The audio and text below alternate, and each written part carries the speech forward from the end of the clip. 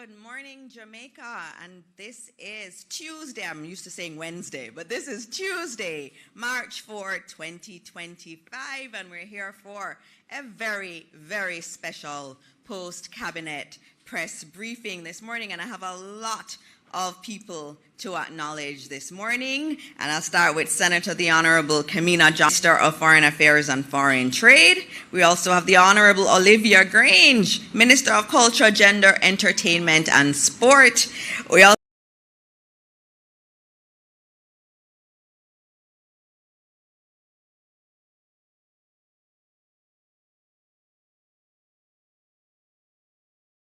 of Culture, Gender, Entertainment and Sport. We also have the Honorable Favour Williams, Minister of Finance, Minister of Finance and the Public Service. The Honorable Marlene Malahoo Fort, Minister of Legal and Constitutional Affairs, and the Honorable Juliet Cuthbert Flynn, State Minister in the Ministry of National Security. With us also is the Honorable Audrey Sewell, Cabinet Secretary and Head of the Public Service. We also have Ambassador Sheila Seeley-Monteith, Permanent Secretary in the Ministry of Foreign Affairs and Foreign Trade. We also have Denzel Thorpe with us, Permanent Secretary in the Ministry of Culture, Gender, Entertainment and Sport. We also have Miss Debbie Salmon, Chairperson of the Miss Novlet Howell, Executive Director of the Women's Center Foundation of Jamaica, Mrs. Sharon Coburn Robinson, Principal Director of the Bureau of Gender Affairs, and a lot of other young women are here in the audience, and as you can get from what's happening, sorry, Mr. Thorpe, P.S. Thorpe, there are a lot of women here because it is a special morning. It's a morning to celebrate all of you, and so I have to also acknowledge our members of the media who are always here, our specially invited guests, mainly our students from Carrimack and Mary Seacole Hall, or Carrimack students. This is actually an assignment. They're here for an assignment. Last week when they were here, we had another set of Carrimack students here. They were asking the reporters why they asked the questions the way they did, because it's not how they learned to do it at Carrimack. So that was very interesting conversations after postcab last week. And so we're happy to have more Carrimack students with us, and also our students from Mary Seacole Hall. Other members of the media who are here, Jamaicans watching at home and abroad, a beautiful Tuesday morning to you all. And so before we start, I usually give you a lot of the good news stories. Today I'm only going to give you one good news story, and it's a big one. And it has to do with our crime numbers. For the month of February 2025, Jamaica recorded 47 murders. Now we need to put that in context. That is the lowest monthly count since 2000. We're in 2025. So in 25 years, this has been the lowest number of murders in a month. Now, we keep talking about what's happening with our JCF and what has happened in terms of improvements around crime. This is something to celebrate. A historic low number. It means we are going in the right direction. All the work that has been done is paying fruit. And so Jamaica, we need to celebrate this. When the numbers were going up, it was all over the place. Everybody was stressed. Everybody was talking about what's happening in the country. Now we have it going in the other direction. Let's celebrate it. And this is why I'm only giving that one good news story. That counts for 10. That this reduction that we've seen, 47 murders in 1 month, lowest since 2000. In 2000, I was in second year at UWI. That was a long time ago. I don't know, some of the young people here weren't even born in 2000. So this is a historic number, and it's a historic day, and I want you to celebrate it. In addition to that, murders are down 35% from the start of the year for January and February. What that means over last year, it's 63 less murders over those 2 months. And we can't just look at the statistics kind of dispassionately. That's 63 less people killed. 63 less mothers mourning their child's death, 63 less funerals that we have to do. It's a big deal. And so major crime is also down 25%. So overall, it's a great thing for Jamaica, and it's a great morning. It's a great morning for us to be celebrating International Women's Day, which is later this week. And so each year we have International Women's Day celebrated, and this year it will be on Saturday. But we felt it was important to have a special post-cabinet press briefing that brought together all of the women that are in cabinet. And they're all here with you today, and you all see them on the news all the time. But it's important that we celebrate women in leadership. Around the world, International Women's Day is a day to speak about the need for more women in leadership. And here we have many of them here with us this morning who are just exemplary leaders. Now, each of them will be given some time to speak about things in their portfolio area. I won't go into my portfolio area. Suffice to say, I need to just say something about each of the women who are here. And the first one, from my experience, the Honorable Olivia Babsy Grange. I met her many, many moons ago when I was a young public sector worker here at the office of the Prime Minister. And she was the most warm person to me, even with her high stature. I had seen her since I was a child, watching her on TV, and then I met her, and she just embraced me with open arms. And she has continued to do that throughout the times I've had to interact with her. Last year when I became Minister of Education, the next day I saw this beautiful orchid in my office, and it was from the Honorable Olivia Grange telling me congratulations and that she is supporting me in this new role. We say women don't support each other. This is a cabinet of women who support each other, and this is the kind of example we want to set for young women, that you can support each other. You don't have to tear each other down. That's not necessary. And the Honorable Olivia Grange has shown me that and has taught me that in my own career. We also have the Honorable Kamina Johnson-Smith, Senator, the Honorable, and she's the reason that I said yes to coming into this world. This world of politics. When I saw, I have to clarify it, right? When I saw her deciding to come into this world and knowing her as a really exceptional attorney and just an exceptional person, and to see her want to serve her country in this way and to go up against a lot of negativity at times and battles in the Senate, and I saw it, and I would occasionally send her a little note and saying, you have a lot of people supporting you. And I saw her do it. And because I saw her do it, I knew that when I was asked to do it, I could do it because I saw her do it. And that's why representation is so important. You want to see women in these high positions because it inspires other women. It doesn't seem so strange anymore. And so I thank her for her example, and she's just an excellent leader of government business in the Senate. I learn every day from her, and she is an exceptional Minister of Foreign Affairs. I think the entire world has seen that. And so I thank her too.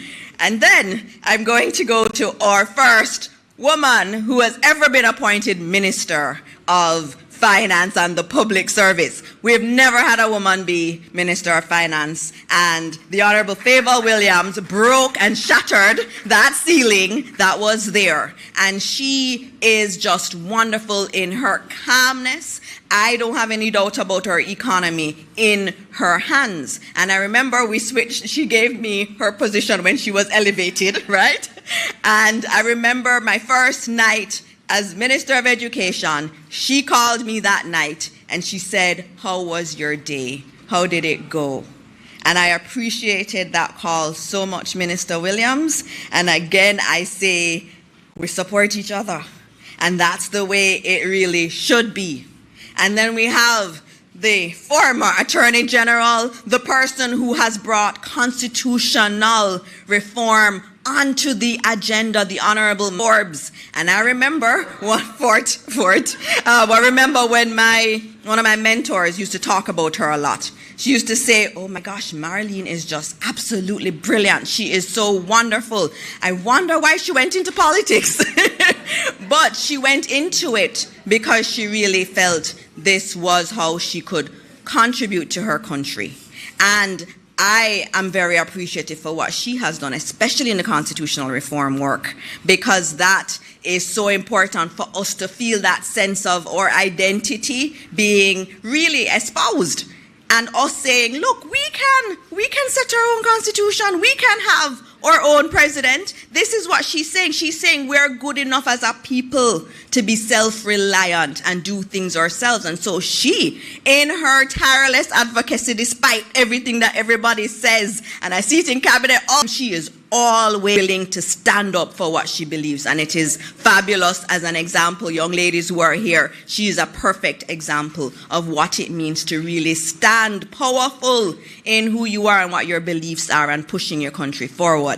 And then I have someone who I admired all the time and was on my TV and I would jump up and down, and who brought so much joy to Jamaica in her days of running for our country and representing, or she didn't have to do anymore.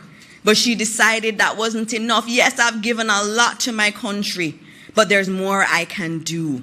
And I am going to come into this world of politics, which is hard for women, and say, I am going to represent my people. And she is an excellent member of parliament. And she's an excellent person in her ministry. Dr. Chang, our Deputy Prime Minister and Minister of National Security, he relies on her a lot. And he has nothing but good things to say about you. And so I'm grateful that you've decided that even after giving so much to our country, there's more that you could give. And that's an example to all of us. Anything we can do for our country, we need to do it.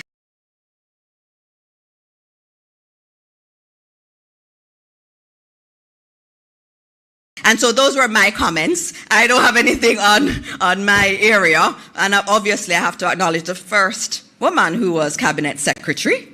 Audrey Sewell, the Honorable Audrey Sewell, is here too. And she sits in Cabinet and she kind of reins us in a lot.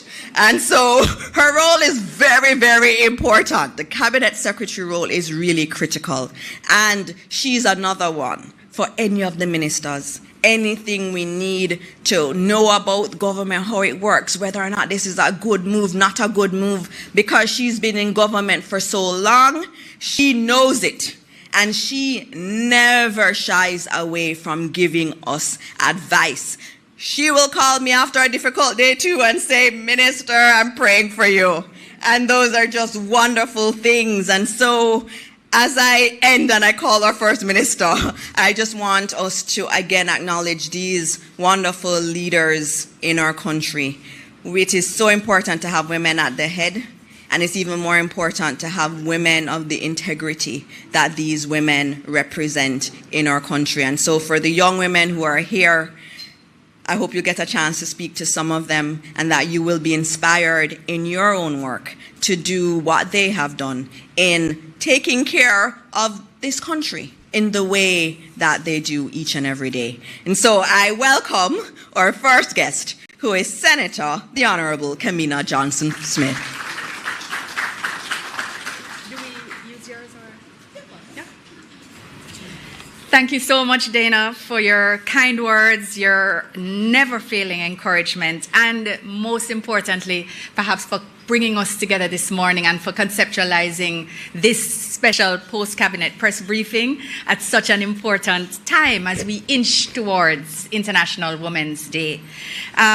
You make an excellent point when you say across the world, gender empowerment, gender equality, the empowerment of women and girls, these are matters spoken about in fora far and wide. And it is always, always a source of very, very great pride for me that we are doing a lot of that here already. What countries are speaking about, seeking to do, we are doing it. All battles not won, but we have achieved so much more than so many others, and it is a source of great pride for me. On the note of pride, I am proud to be here as part of this incredible group of women this morning. I am proud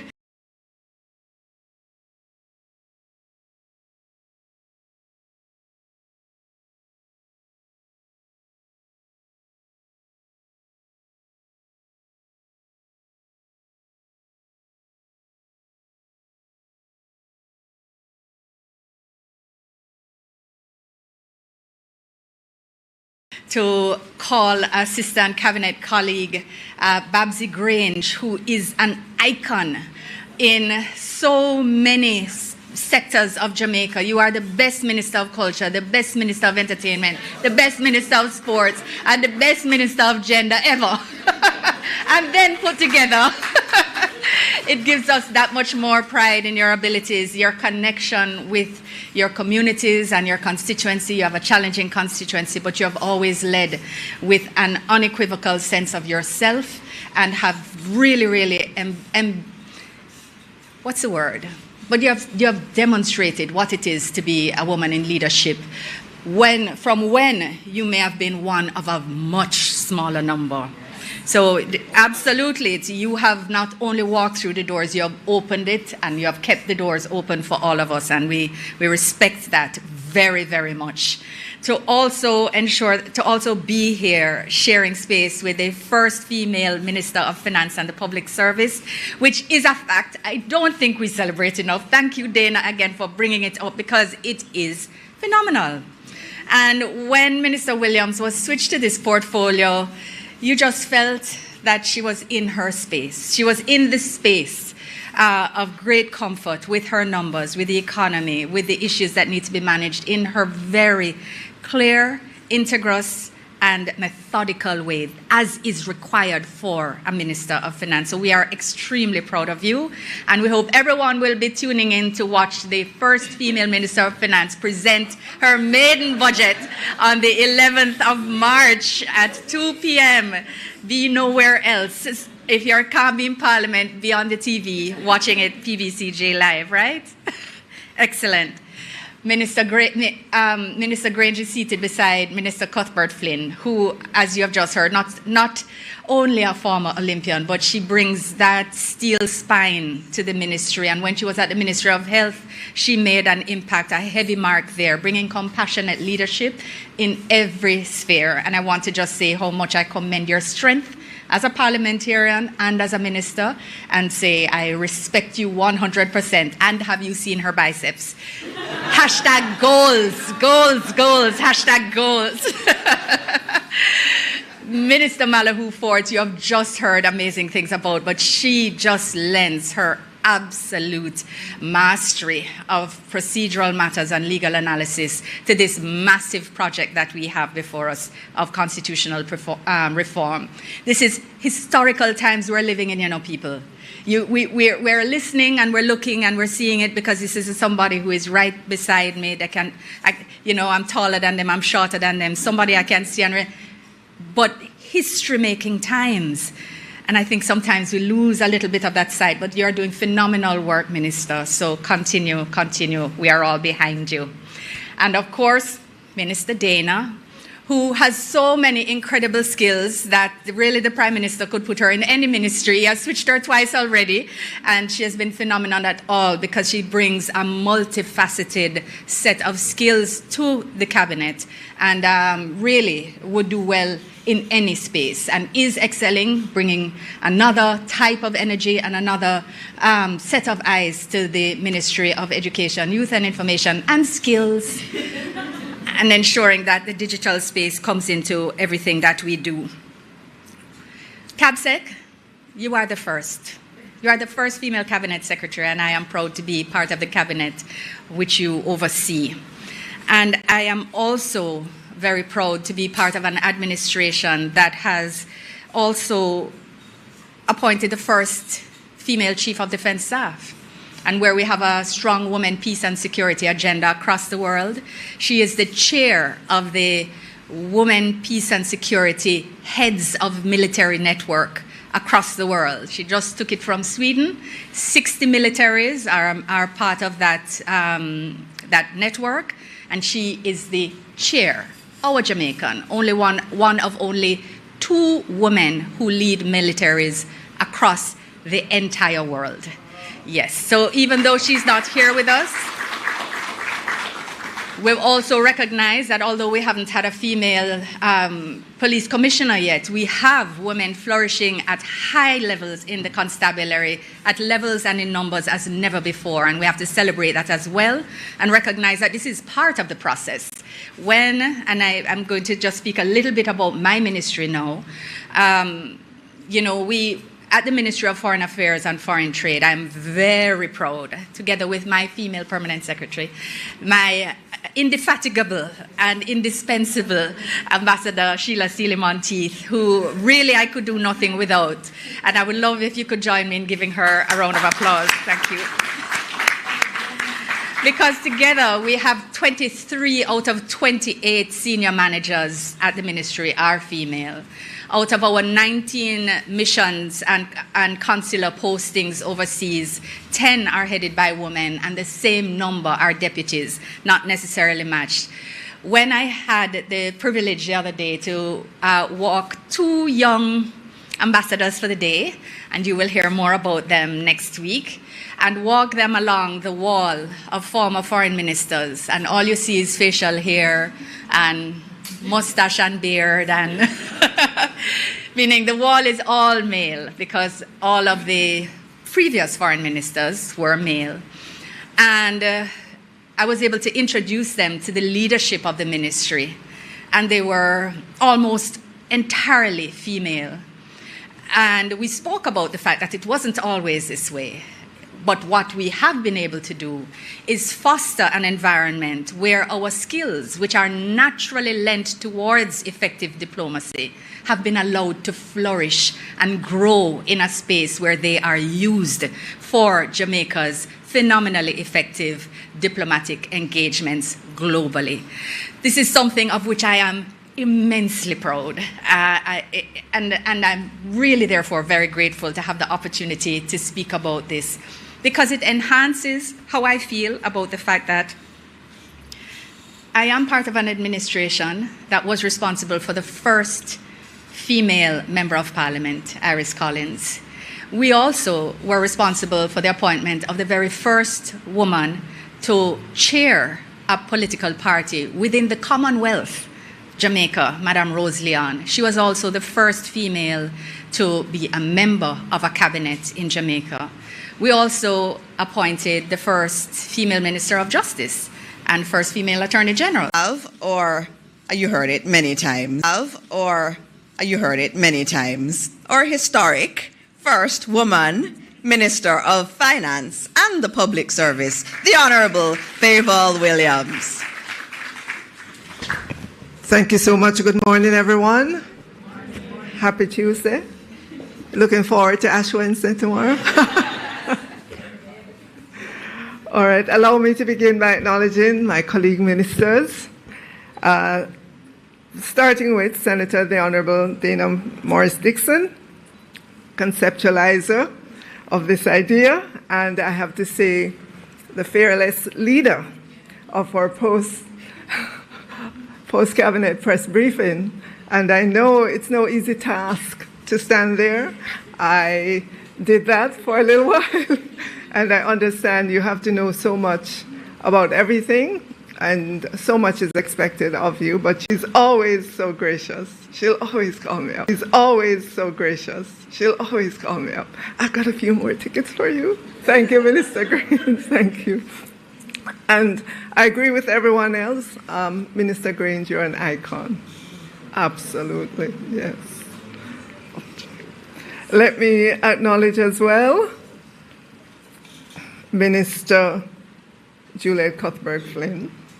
And I know she sits behind me in Parliament, and I can depend on her to be the bulldog.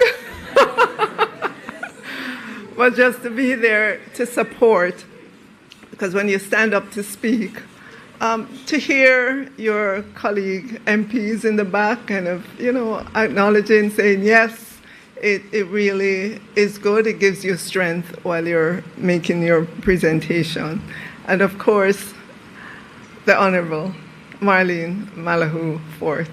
And I agree that Marlene has put constitutional reform just in the forefront of everybody in Jamaica. Who would have thought constitutional reform was sexy? It is, and it's good. It's good. I'm sure across the education system, our children are learning a lot about the country's history, about how it's governed, but also they are learning that we can decide the course of our country. I'll tell you that, but she is an avid runner, yes.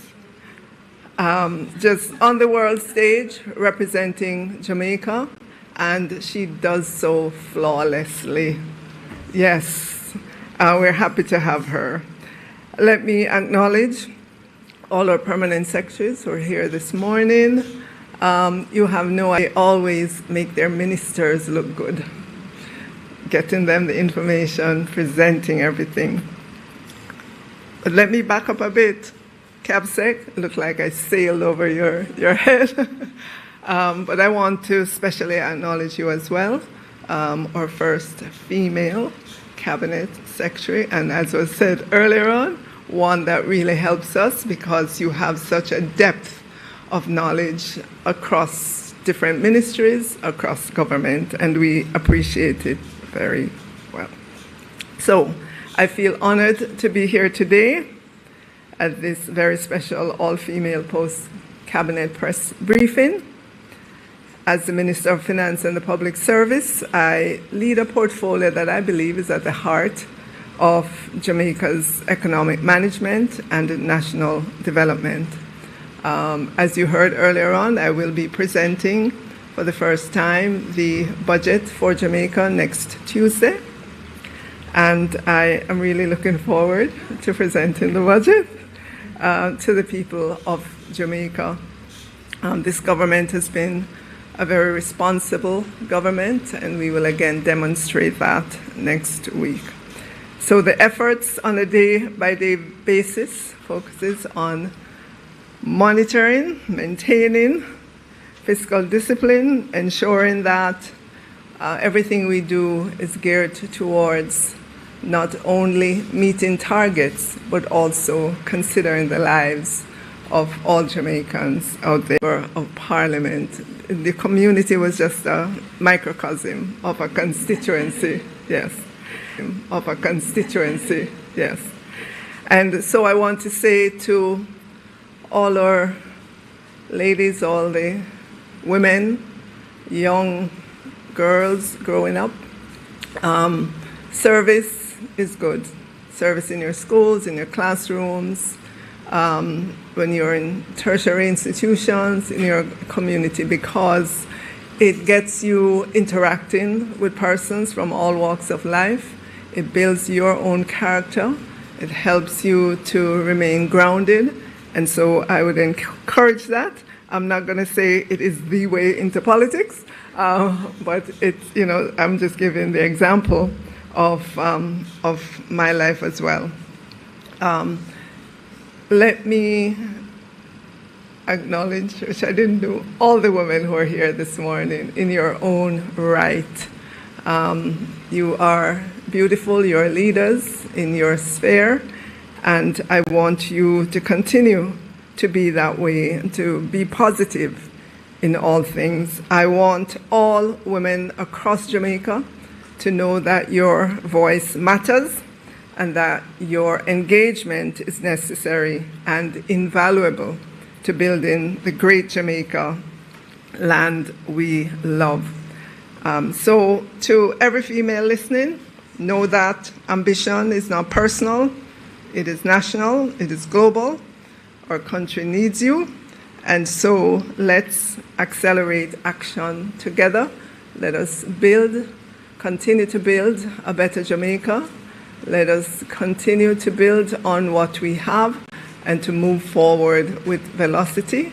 And in this position that I occupy, know that I will be carrying the voice of women's issues as well, Minister Grange. And as I look at the budget, I want every woman to be reflected in that budget as well. Thank you so much.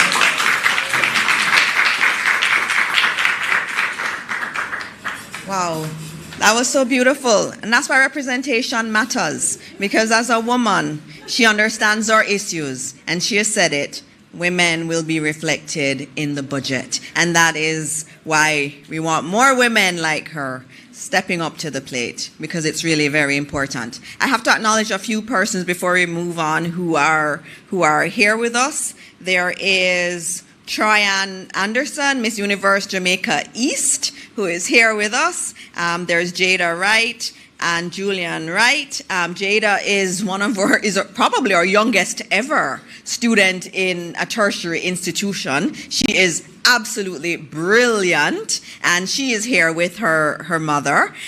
We also, thank you. She's going to do fantastic things in life. She's going to be amazing. We also have Dr. Nadine Spence with us, and I know she runs a lot of things at the University of the West Indies, but most importantly, her role at Mary Seacole Hall, and a key important gender activist in our country. Welcome, Dr. Spence, women's rights activist. All right.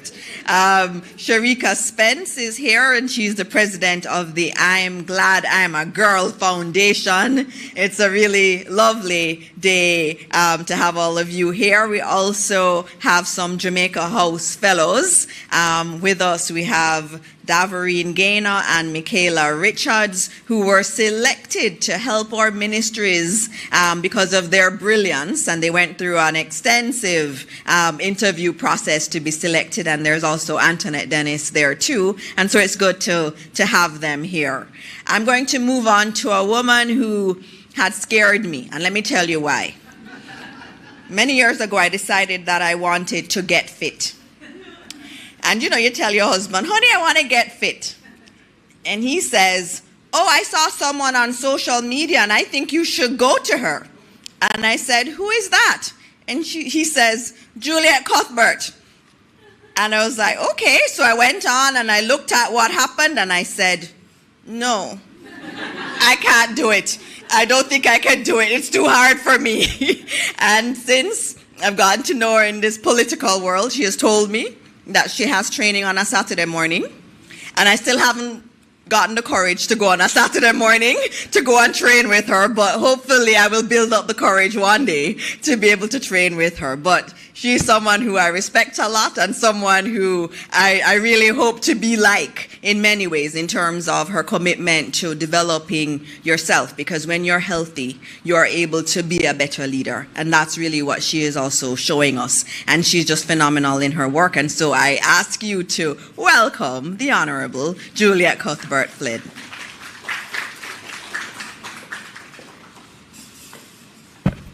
Thank you so much, Minister.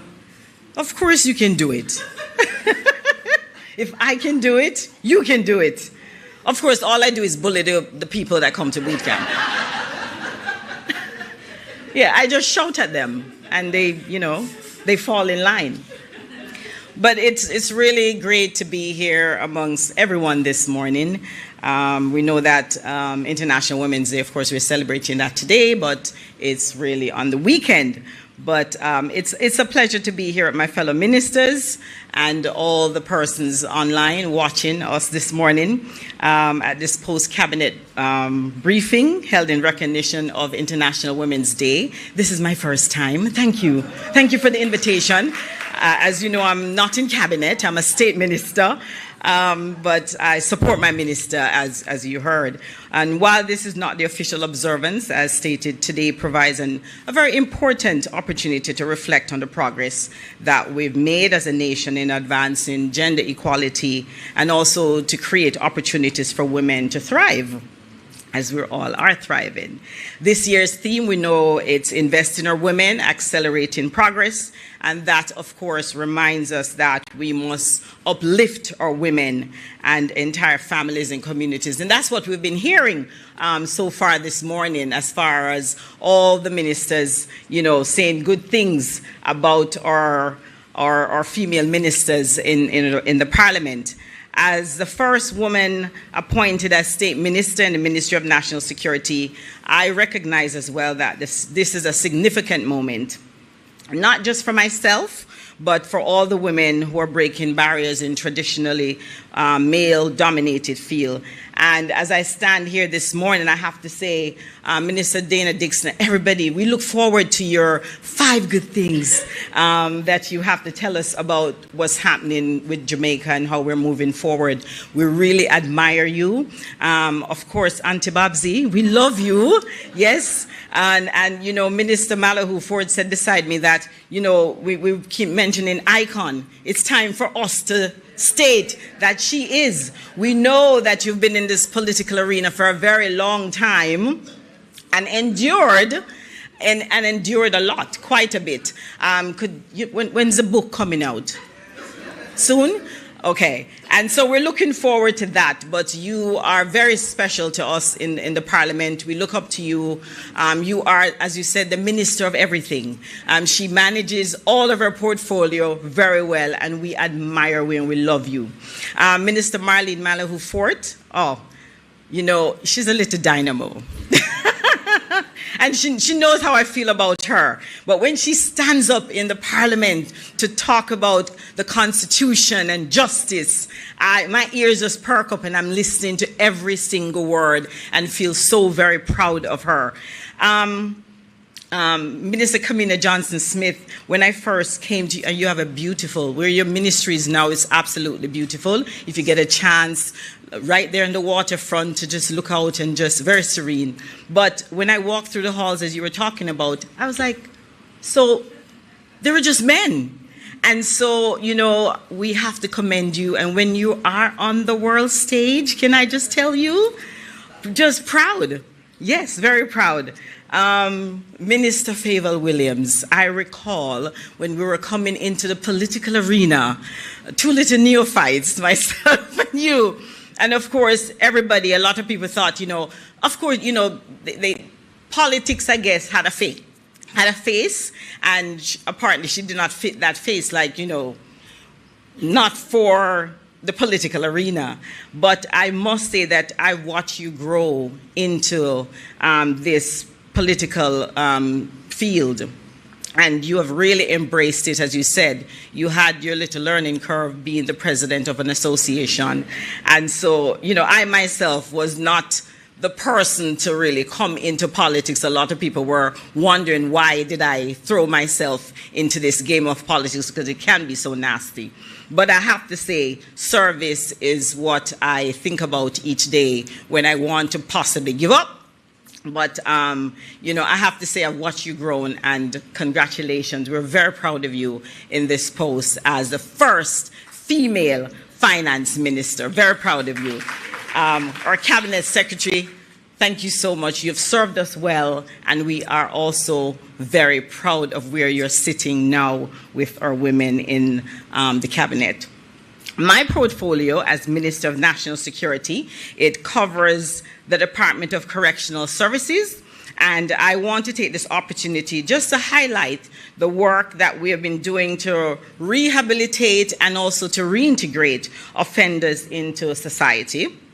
Our approach is not just about incarceration, it is also about restoration and transformation. We know that Jamaica's recidivism rate is about 41%, and meaning that nearly half of those who are released eventually return. And to break this cycle, our government has been very proactive in implementing a series of initiatives that's designed to rehabilitate our inmates and to successfully reintegrate them into society. This last year, we introduced a groundbreaking nursery at the South Camp Adult Correctional Facility. And of course, let me say, this is the first, yes, in the Caribbean. This nursery, it provides a safe and supportive environment for babies born to incarcerated mothers, yes, allowing for essential mother-child bonding. And I thought that was really important. When I toured the facility, thank you, when I toured the facility, I recognized that there was a mom who had just given birth. And of course, you can imagine the cramped space. And for the baby, we have to think about the child. The infant was not asked to be there. And so a 3-room facility was built thereafter for these incarcerated mothers and for their child to bond. And we also thought that that would be really good for the reintegration process. For the mothers and baby. In our continued effort to support inmates transitioning back into society, we recently opened Tower Street Hostel, and this space is dedicated housing facility for inmates who have served their sentences and are preparing to leave to get back in, being put to work, and come back inside, of course, and then release thereafter.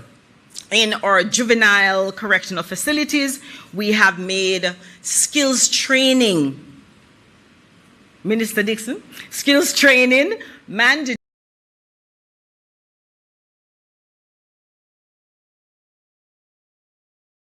Have not only improved academically, but they've also, you know, we're able to actually have them go through the CXC examination and receive really good passes. Providing with the right opportunities, rehabilitation.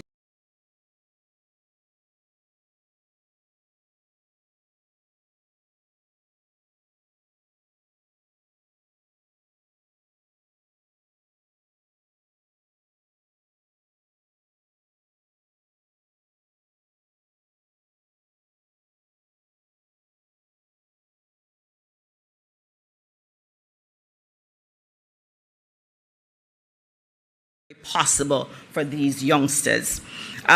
In our adult correctional facilities, you know, they're adults, we can't make them, but we have provided skills training as well to ensure that inmates can leave with valuable employable skills. And some of these skills, of course, literacy and numeracy is very important for them. We have quite a number of inmates coming in who are not literate. And so we make sure that is paramount. Barbering is one of the skills.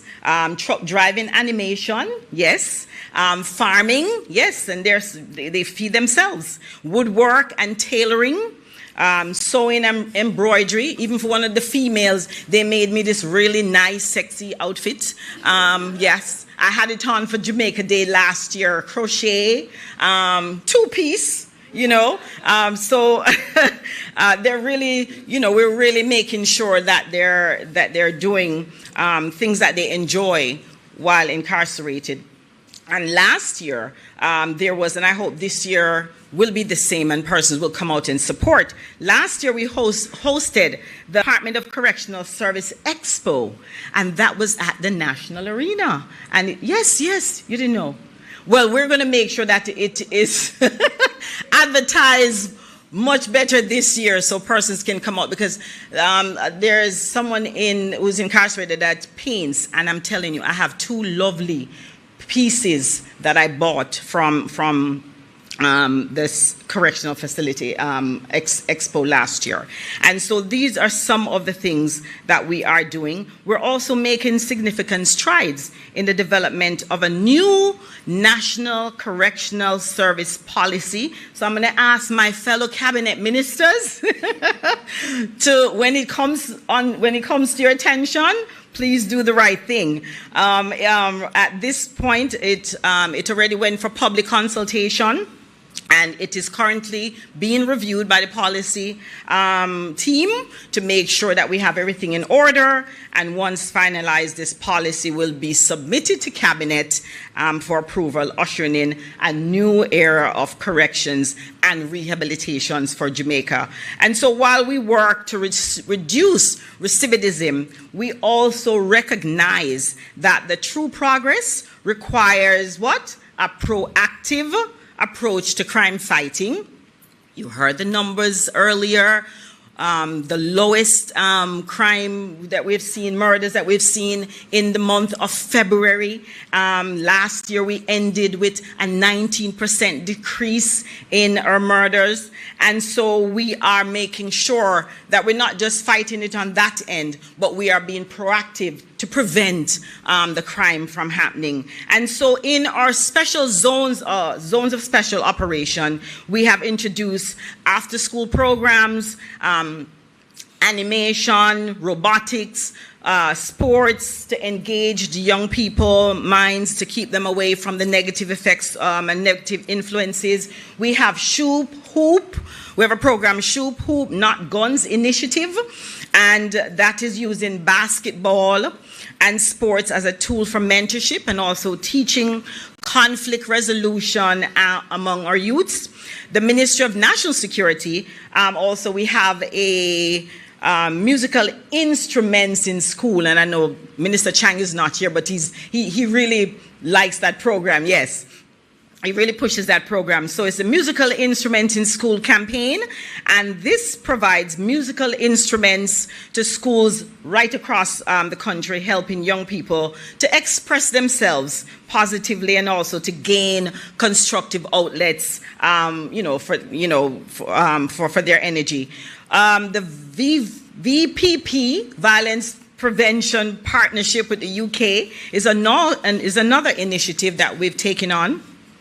This is aimed at addressing some of the root cause of crime and to strengthen community resilience.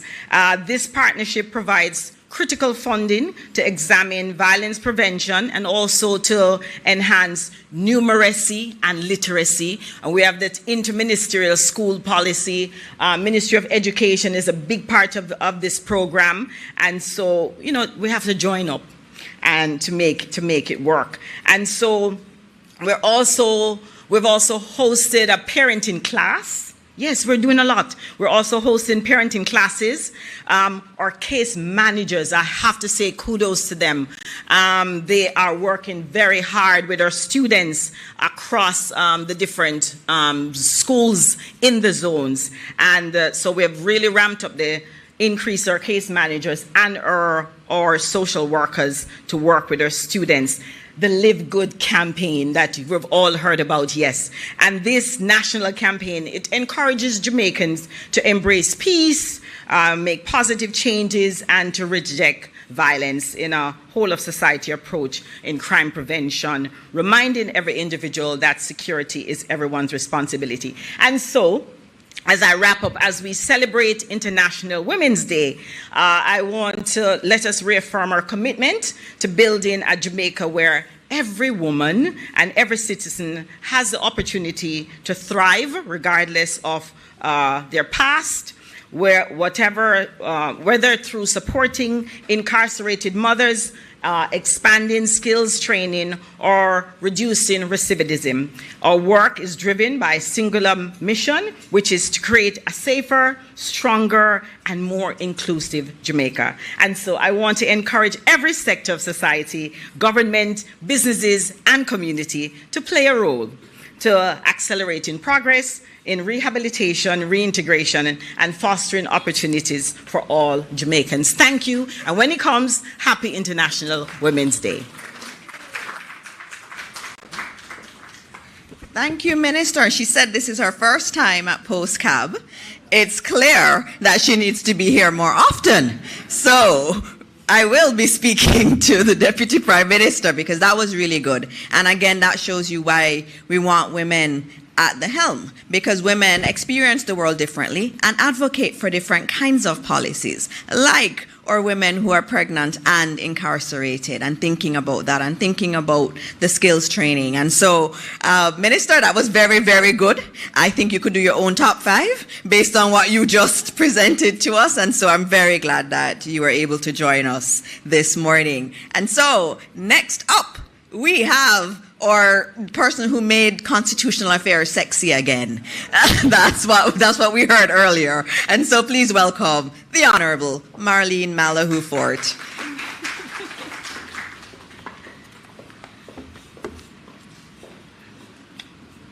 Thank you, Dana.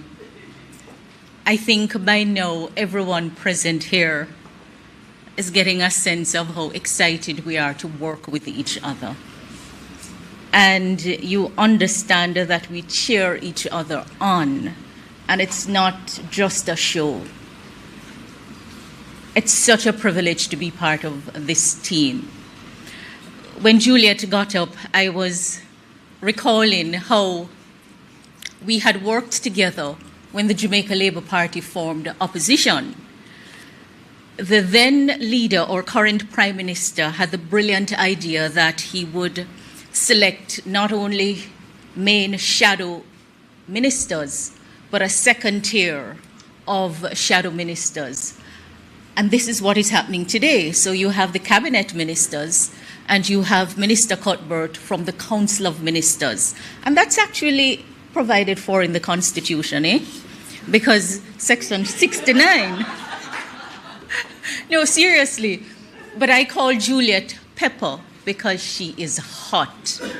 Hot, hot, hot.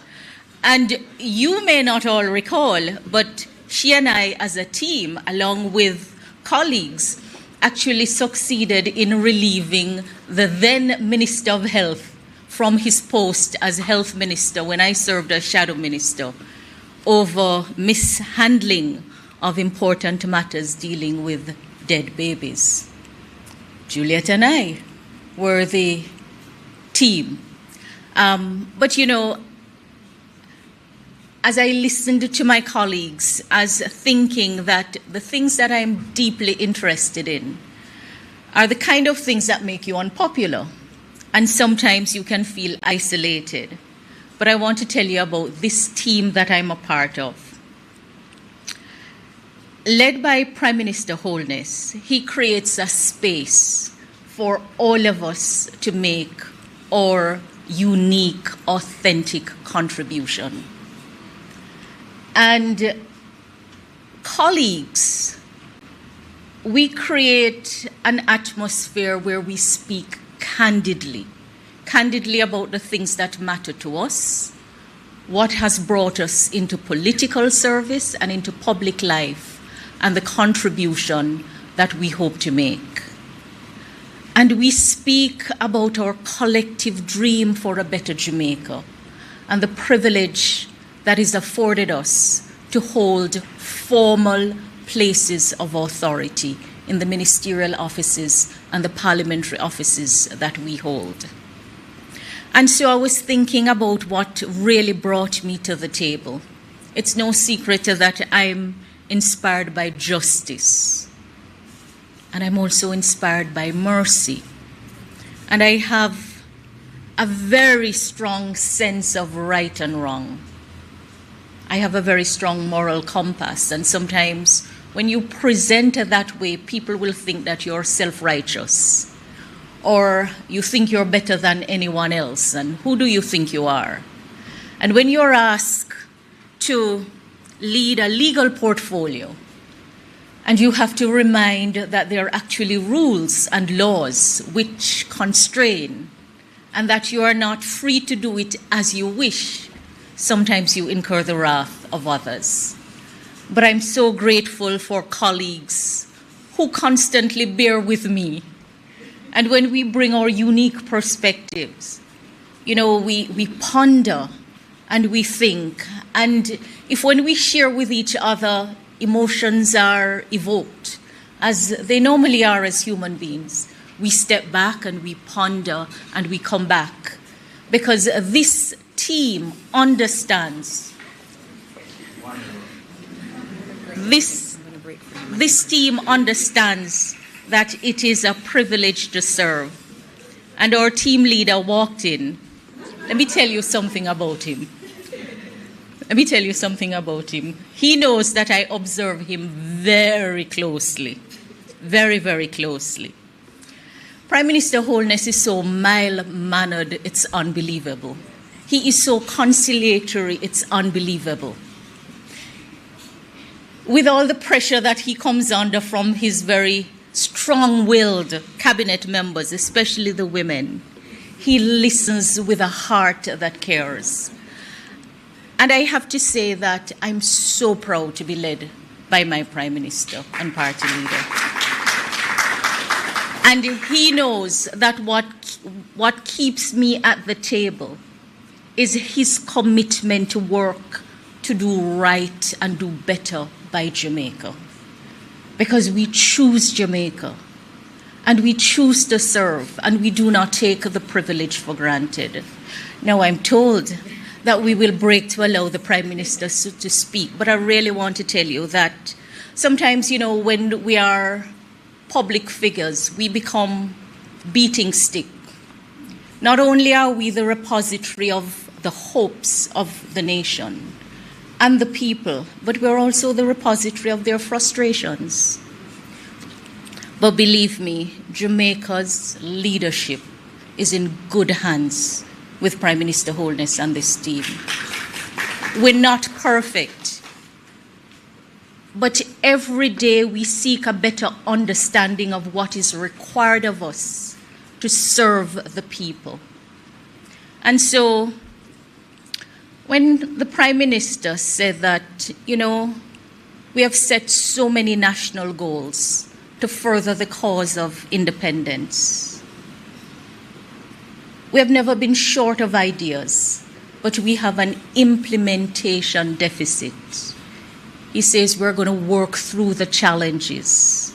It doesn't matter how often we appear to fail, we're going to continue to work through the challenges. And ladies and gentlemen, today we see a Jamaica that has emerged and is emerging. We have seen so many things that we have accomplished over the last 9 years that we thought were beyond our reach. And boy, when I tell you there is commitment to always do right by the people.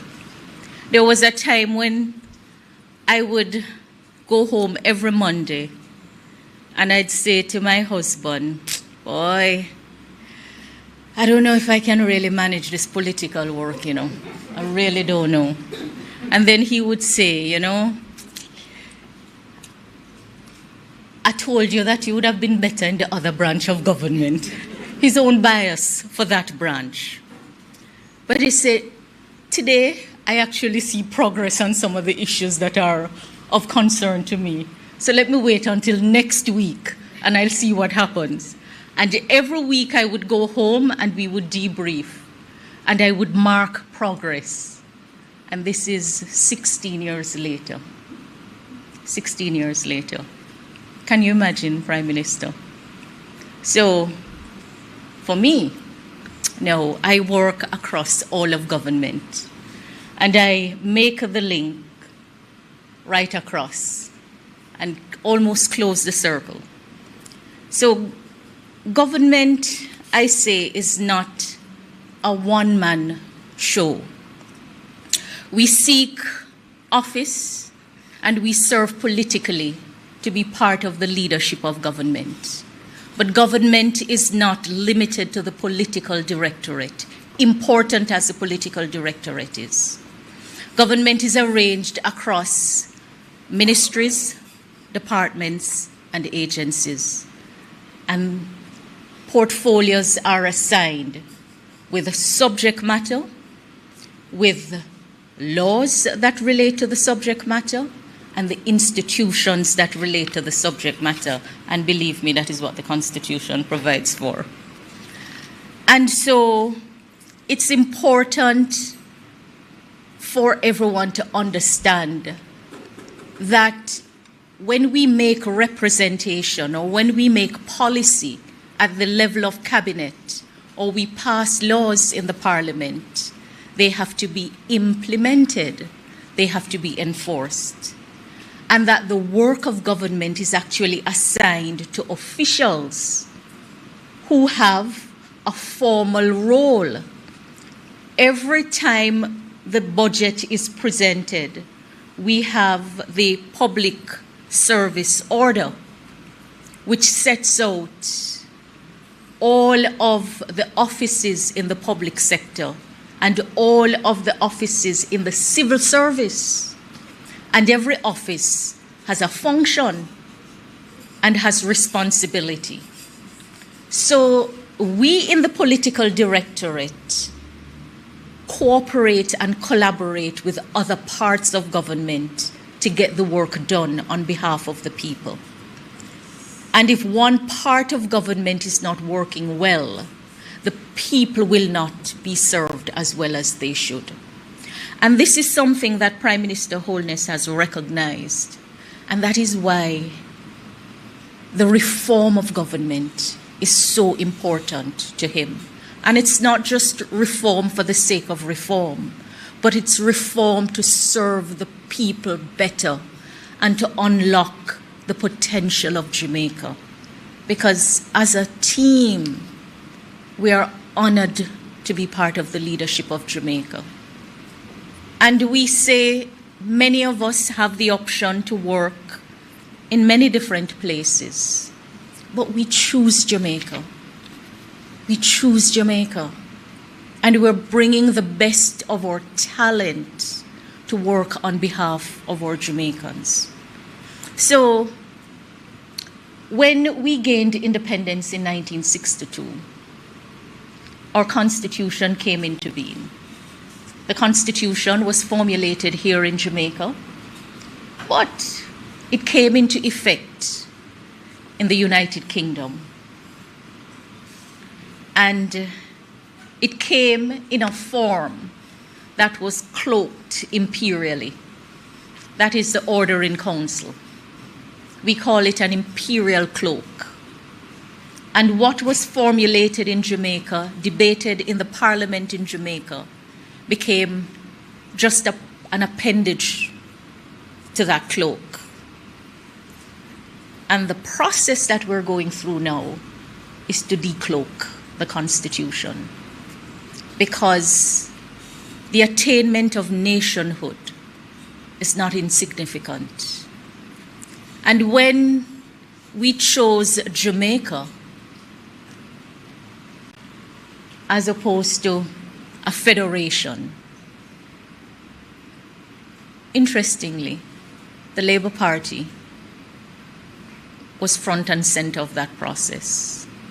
Now, I'm going to take my seat shortly, but I want you to know that there is an important link between the political party and government, and that's a constitutional matter.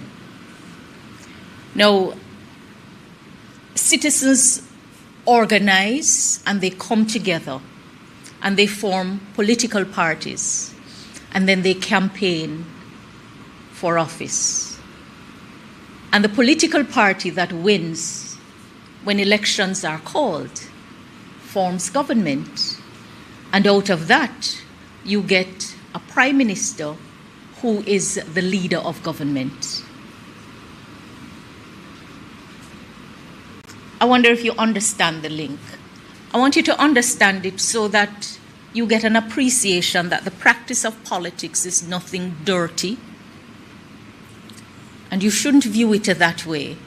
It's an integral part of our democracy. And so, good politics, for me, is about good government. So if you hear that you are good at leading government, then you should pause and make the link. Make the link. I want to tell you that the work to reform the Constitution will continue. It has been made very difficult in a context where Some dishonor agreed goals, national goals, because they want it their way or the highway. But you never get to wish away your context. And Prime Minister Holness understands that we can't take for granted the privilege that is given to us to serve. And the privilege is not personal privilege. It's a high seat of responsibility that has to be used well. So we are pressing on because we see the potential of Jamaica. And we are working to unlock the potential. So to all of you present in the room, all of you who are part of this important work, I'm asking you to show up at your best always. All of us are broken in some way, but the less broken will have to help the more broken. And whatever work is assigned to you in government or in the wider society, I want you to take it seriously. Because Minister Johnson-Smith, you are right. This is history-making time. We read of those who went before us, and it is my hope that those who come behind us will find us faithful. So thank you for your support. Thank you for your support. Be assured that this is the winning team. Be assured that when you're part of a team, you see, you have to respect your team leader. You have to be inspired by your leader. You have to share the vision of your leader. And the vision of our leader for a better Jamaica is crystal clear. The support we get from each other is unspeakable. And I'm just so honored to be part of this team. So if you report on nothing else, this is what I'd like you to report on. That Team Jamaica Labour Party administration is strong. That we are committed to working in the best interest of Jamaica. That we have a cadre of women who bring unique perspective to the table. And that we have a male leader who gives us room to make our contribution. We are committed to serving you. And we are committed to doing right by you and to doing better by you. In these positions, someone had to have done it first. Someone had to have opened doors for us. And it is so amazing when you get to work with an icon who continues to open the doors for you and just holds your hand as you go through this leadership journey. And so it's an honor for me this morning to welcome the Honorable Olivia Babsy Grange and to all of us. To all of us. Thank you so much. Introduction, my presentation. Good morning, Prime Minister. How are you, Prime Minister? How are you this morning, sir? Very good, very good. This morning, sir? Very good, very good. I'm going to try. But since this is about gender, and it's my portfolio, I think I'm at liberty to be a little. It's really my, but I don't look it, right? But I just want to say to the Prime Minister, who actually said if you want a man's job done, you give it to a woman.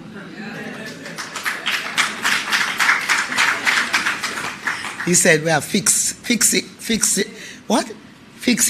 or something like that, you know. We're focused, and thank you, Prime Minister, for appointing so many women, historic, so many women appointed to the cabinet. And for my colleagues who are here, my colleague women ministers, Juliet, I'm going to get your denim for you, your deputy super cop, right? Favor, Prime Minister, I must say that sitting next to me, the former Minister of Finance, focused in what she does. I also want to acknowledge the Cabinet Secretary, who I don't know how many of you know, but I think she probably at the level been the longest in government, Jamaican government, because she started at Heart when Heart was first established. And she worked herself through ranks, through the system, and she's now the Cabinet Secretary. I'm so proud of her. Marlene, you're special. I know the Prime Minister will agree with me. Marlene does not give up. And when she finishes making her point, you have to admit, she had a point. So I'm really happy and proud to be a part of this wonderful team. And of course, Dana, the newest kid on the block, she has come with vim, vigor, vitality, youthful exuberance, used in another place at another time, but I want to add to it, youthful exuberance and skills. So I want to thank you, Minister, and all my colleague ministers, and the Prime Minister. Good morning, everyone. I should begin with a brief overview of the plan for International Women's Day, which will be commemorated on 8th of March. This year, we have decided to make this year's event a celebration of Jamaican women, and so we're asking the nation to celebrate, to acknowledge, to big up, and inspire our women and their contributions to Jamaica on International Women's Day. This is something that we should do as part of our daily routine. But International Women's Day is an occasion and an opportunity to especially encourage, affirm, celebrate, and just embrace the women in our lives, in our workplaces, in our various sectors, in our communities, and in our country. So whereas the global theme is accelerate action for all women and girls, rights, equality, empowerment, our national activities will take place. Jamaicans won't always have to be different. We have a local theme, and that local theme is a celebration of Jamaican women. And there is much that we have to celebrate, even as we are, by the way, it treats its women and its children. The status that they occupy in the hierarchy of the society is usually a good indicator of whether the country is progressive or backward. If a country is oppressive or caring, if a government is oppressive or caring, what can we say about Jamaica? Speaking as someone who has been a soldier in this battle for gender equality, I can attest to many successes in our long struggle. Things have changed for women and girls, particularly under this administration. In so many ways, we see the fruit of our collective work to create a nation that values women and girls and enables them to achieve their potential and contribute to nation building in any way they choose. In Jamaica today, a young girl is free to make her choices and to live as a liberated, confident woman, whether she wants to be the Prime Minister, the Minister of Finance, any other cabinet minister, the Attorney General, the Chief Justice, the Director of Public Prosecutions, the Public Defender, the Head of the Army, the Cabinet Secretary. A young woman in Jamaica today, under this administration, can aspire towards any leadership position in our country.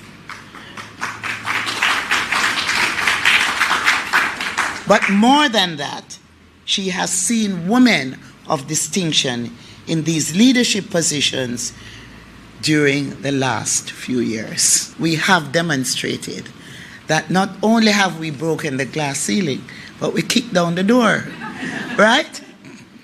I'm proud that more women are being empowered to offer themselves as representatives, and that more and more on my side are being elected. And I should tell you, in my young days, my early years, I felt that representative politics or representational politics divide. And I did not want to be a member of parliament or an elected representative, because I just felt that the political divide. And then after doing a lot of work in the community where I grew up and other communities, I realized that if you do not have a seat at the table, you do not have a voice. And so I'm encouraging women out there, go contest a seat and get your seat at the table. It's important when you do so. Doesn't mean you can't serve any other way, but trust me, when you have a seat at the table, it makes a difference. And for example, for Senator Johnson Smith, I see her one day going out there and being elected. She has that steel-like focus that you need as an elected representative. So I'm proud that there are more women today that are making decisions in the boardrooms, particularly in government, where board membership must comprise at least 30% of either gender.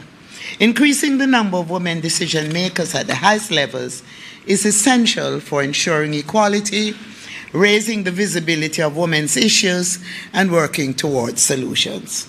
We all benefit when women and men work together to deal with our various challenges.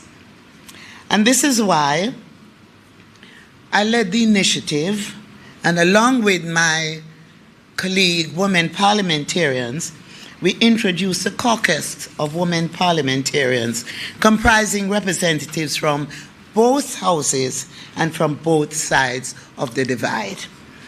I'm proud of women's achievement in education, but we need more women to pursue science, technology, engineering, and maths. I'm grateful for their contribution to the culture, entertainment, and the arts, health, entrepreneurship, and for being the rock on which successful families are built right across our country. But many women need assistance to establish businesses, and that is why this government gives special support to several women and women-owned businesses, the Women's Entrepreneurship Support Program, which we call the WEST program. We all know that when an adolescent gets pregnant, we can be sure that a formidable combination of relatives, institutions, social and cultural norms will conspire to blame the girl and block her path forward. And that is why we have expanded the Women's Center of Jamaica Foundation and the program for adolescent mothers to equip them with the skills to be good parents and to help them to continue their education. Some of these girls, there was an 11-year-old girl, and her grandfather got her pregnant. That's the kind of situation we have to deal with at the Women's Center of Jamaica Foundation. That institution is doing a tremendous job, and we have 14 such centers across the island.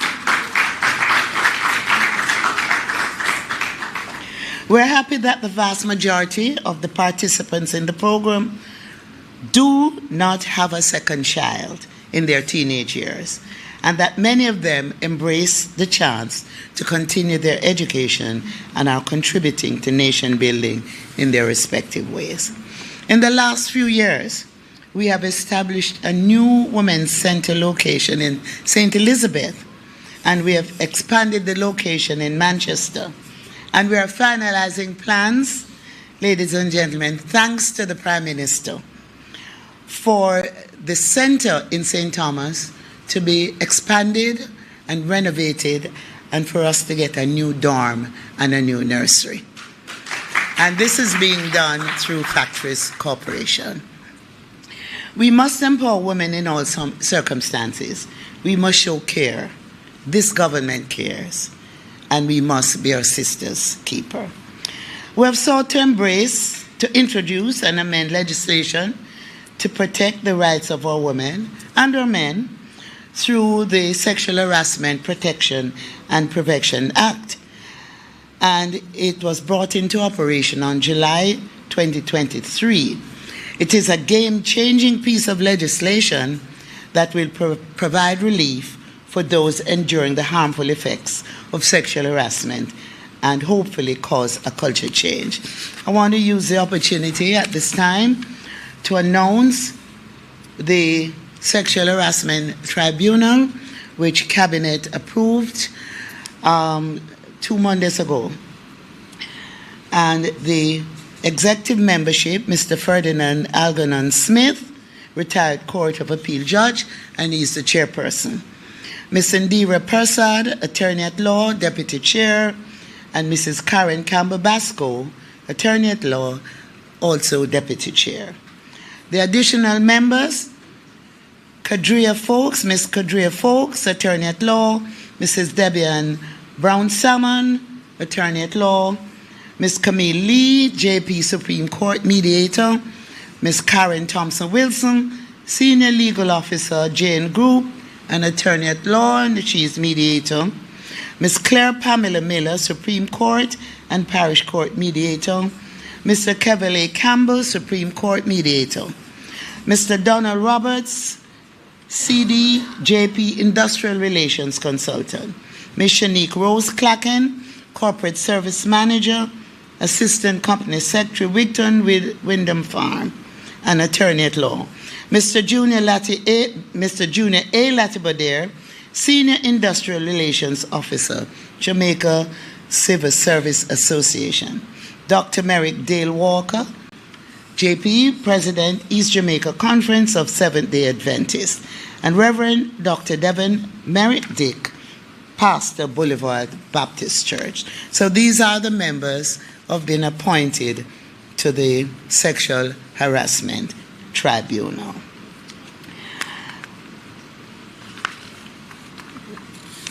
I, of course, recognize that there is a time constraint here, but I just want to indicate that the law also provides for the establishment of Sexual Harassment Tribunal, as I mentioned earlier, to hear and determine complaints and to make awards. And today I'm happy that the Cabinet did approve the tribunal. We're also strengthening the Domestic Violence Act, which came into effect last year when we made some amendments. And we are now reviewing the legislation through a joint select committee that was appointed by Parliament.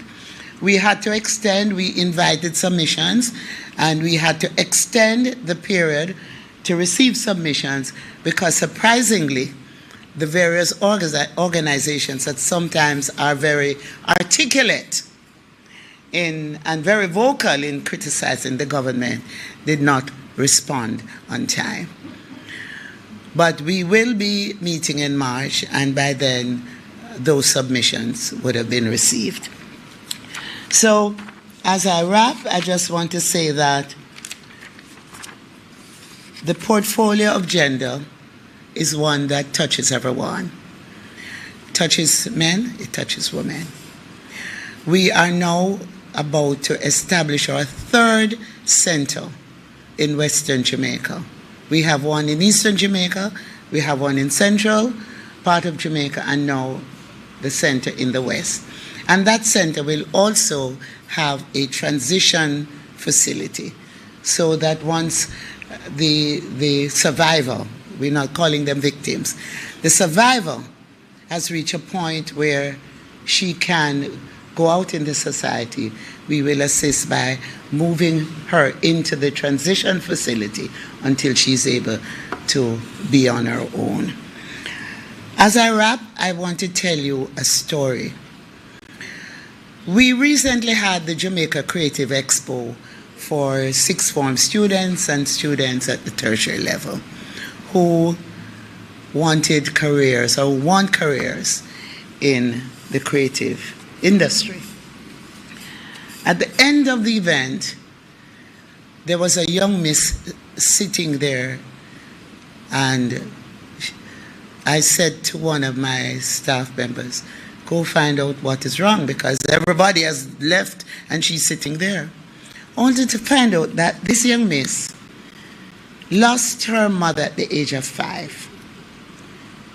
She was living with her father.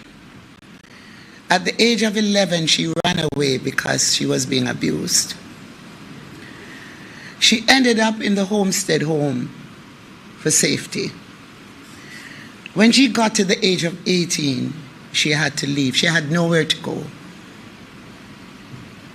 So she ended up living with a man. And during that time, she was constantly abused. She had scars all over her forehead. And then she decided, this is it. I'm leaving this situation. And she ended up on the streets.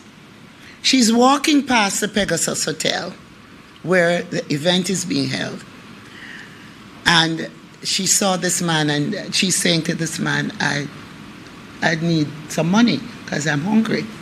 The man said to her, you see over there, I see a lot of young people going into the Pegasus, and I hear that Miss Babsy over there. Go in there and see if they can help you.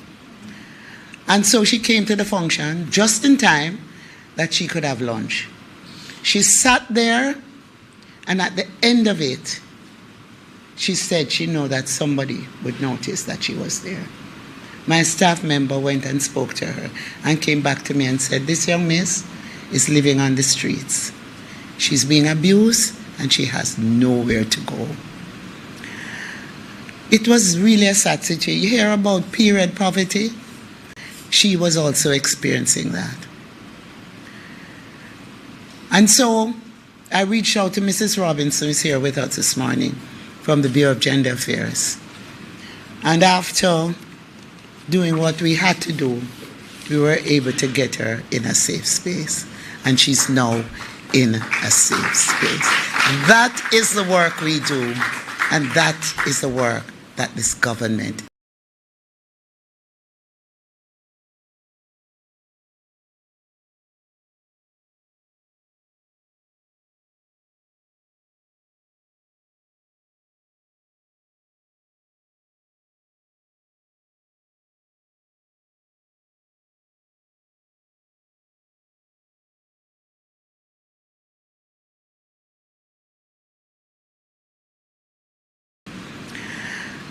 It was really a sad situation. You hear about period poverty?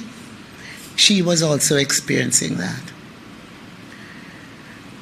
And so I reached out to Mrs. Robinson, who's here with us this morning, from the Bureau of Gender Affairs.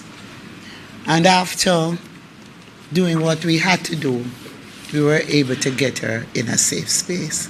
And she's now in a safe space. That is the work we do, and that is the work that this government is promoting. Thank you, ladies and gentlemen. International Women's Honorable Andrew Holness, and I now invite him to the podium to speak at this special postcab celebrating the women of Cabinet and all Jamaican women.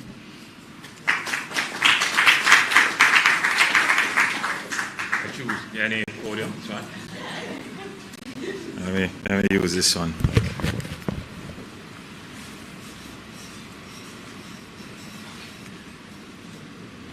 Honorable Ministers,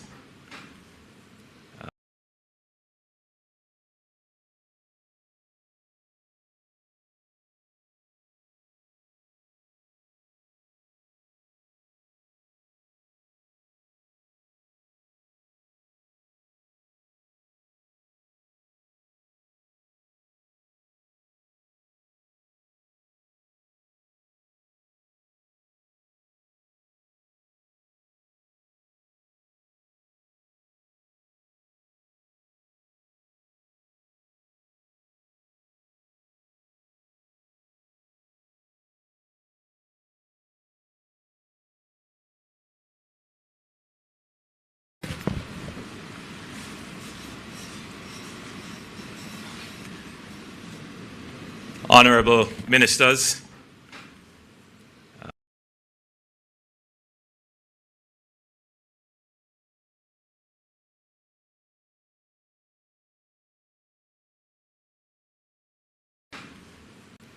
members of the press, distinguished guests who are here, we come together to celebrate the strength and resilience of Jamaican women on International Women's Day. And it's more than just the courtesy recognition. It is of the progress that the nation has made, particularly and empowering women. And as Prime Minister, I am proud to stand at the helm of a government that recognizes the vital contributions of women to the success of our country. I'm especially proud of the women that serve in my cabinet, 5 women, and I believe that would be the most ever in any cabinet. And the women who serve as would have been the most women serving in Parliament at any time in our history. We note as well that 38% of the Senate are women. Yes. I don't mean to brag, but I have appointed the first cabinet secretary who is a woman, the first female Minister of Foreign Affairs, the first female Minister of Finance, and of course, the first head of the Armed Forces of Jamaica, and only one of 2 internationally. These women are leaders, decision makers, and trailblazers. And they have done an amazing job in uplifting people. Their dedication and service inspires us all, proving that when women lead, we move forward. But all of them have done their jobs, not because they are women. They have done their jobs because they are smart, intelligent, courageous, innovative. So it's not about their gender. It's about their capabilities. And what this administration has done is to remove any barrier that would stand in the way of capability. If you are capable, it matters not your gender. Once you have the capability to do the job, you will have a fair chance at that job. But today is also the day where we recognize peace and love in school. Yes, today is a peace day. And I believe there is a useful intersection between women and peace. Don't you think? Yes. Of course. Of course. You know, women are often peacemakers. And in our homes, in our communities, and in our nation. They are the ones who teach our children the values of respect, unity, and love. They are the voices that calm storms, the hands that heal wounds, and the hearts that bring people together. So as we celebrate the achievement of women today, let us also recognize that their empowerment is not just a woman's issue, it is a national priority. When women thrive, families are stronger. And when women are empowered, communities are safer and more peaceful.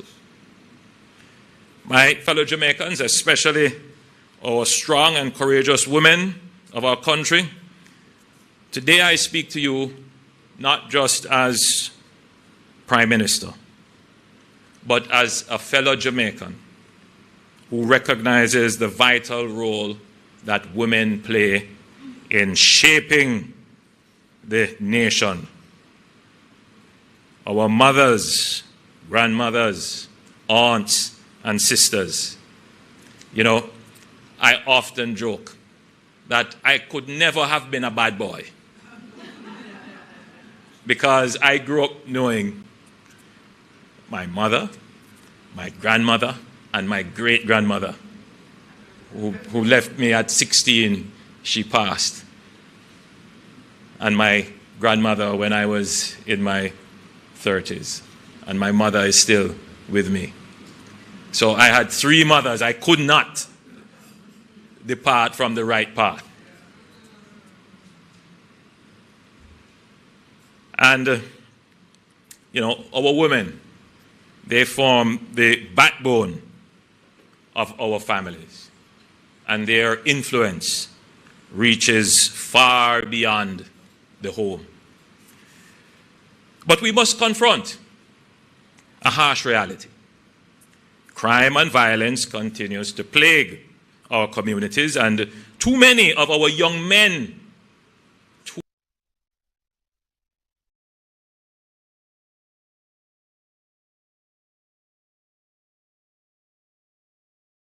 As I was flying through the